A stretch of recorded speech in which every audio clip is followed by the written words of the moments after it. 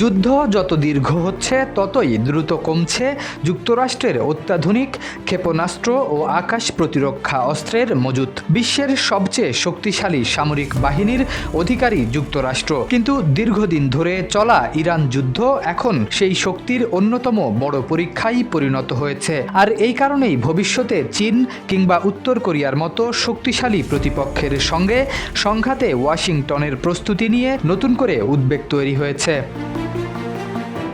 সম্প্রতি মার্কিন president Donald Trump ইরানের সঙ্গে যুদ্ধবিরতি কার্যত শেষ বলে ঘোষণা দেওয়ার পরপরই এই শঙ্কা আরও জোরালো হয়েছে। প্রতিরক্ষা বিশ্লেষকদের মতে সংঘাত দীর্ঘায়িত হলে শুধু মধ্যপ্রাচ্য নয়, ইন্দো প্যাসিফিক অঞ্চলের নিরাপত্তা কৌশলেও বড় ধরনের প্রভাব পড়তে পারে। দেশ জুড়ে যে কোনো কেনাকাটায় 10,000 টাকার বেশি অফার, তাই পেমেন্ট মানেই বিকাশ।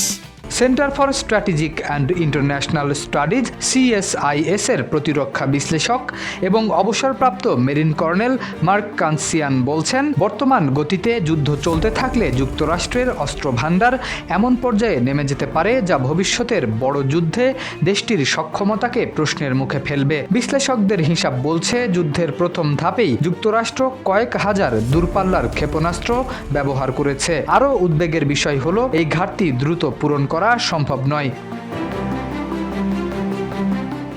সাবেক পেন্টাগন কর্মকর্তা এলেন মেককাস্কার বলেছেন, অস্ত্রভান্ডার আগের অবস্থায় ফিরিয়ে আনতে 2 থেকে 5 বছর পর্যন্ত সময় লেগে যেতে পারে। কারণ উন্নত ক্ষেপণাস্ত্র তৈরি শুধু অর্থের বিষয় নয়, এর সঙ্গে জড়িত দীর্ঘ উৎপাদন প্রক্রিয়া, প্রযুক্তি এবং সরবরাহ ব্যবস্থার জটিলতা। প্রতিরক্ষা বিশ্লেষকদের প্রশ্ন একটাই, যদি ইরান যুদ্ধ আরও দীর্ঘ হয় তাহলে যুক্তরাষ্ট্র কি একই সঙ্গে মধ্যপ্রাচ্য, ইউরোপ এবং ইন্দো প্যাসিফিক অঞ্চলে সামরিক ভারসাম্য ধরে রাখতে পারবে? সেই উত্তরই হয়তো নির্ধারণ করবে আগামী দিনের বৈশ্বিক নিরাপত্তা ও শক্তির রাজনীতি। শরীফ উদ্দিন, ইত্তেফাক নিউজ।